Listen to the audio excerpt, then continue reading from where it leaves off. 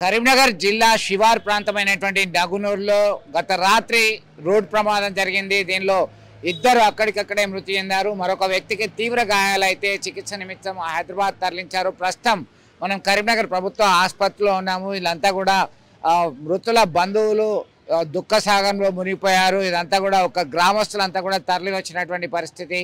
అప్పటి వరకు తమతోనే ఉన్నటువంటి వ్యక్తి ఒక్కసారిగా యాక్సిడెంట్లో చనిపోవడాన్ని జీర్ణించుకోలేకపోతున్నారు.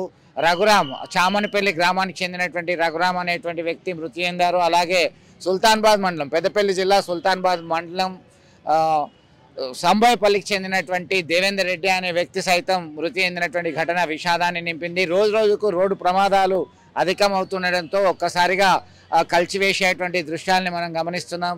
ఇదే అంశానికి సంబంధించి స్థానికులను అడిగి తెలుసుకుందాం. అసలు ఏం జరిగింది, ఎట్లా జరిగిందండి? ముఖ్యంగా మాది చామనపల్లి గ్రామము, కరీంనగర్ మండలం వస్తుంది.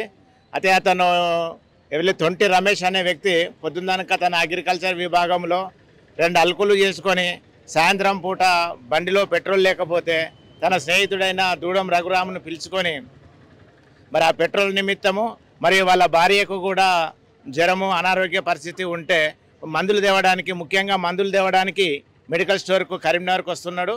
రాగా మరి అతను రావడం కూడా మెల్లనే వస్తున్నాడు కాబట్టి ఎదురుగా వచ్చినటువంటి బండి వెహికల్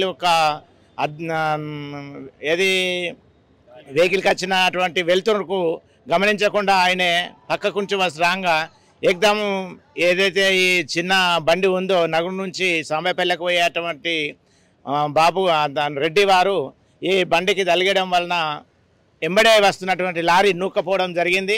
లారీ ఇద్దరి బండ్ల మీదకి వెళ్ళి ఇద్దరి తల్ల మీదకి వెళ్ళి పోవడం వలన అక్కడికక్కడికే అకస్మాత్తుగా జరిగింది.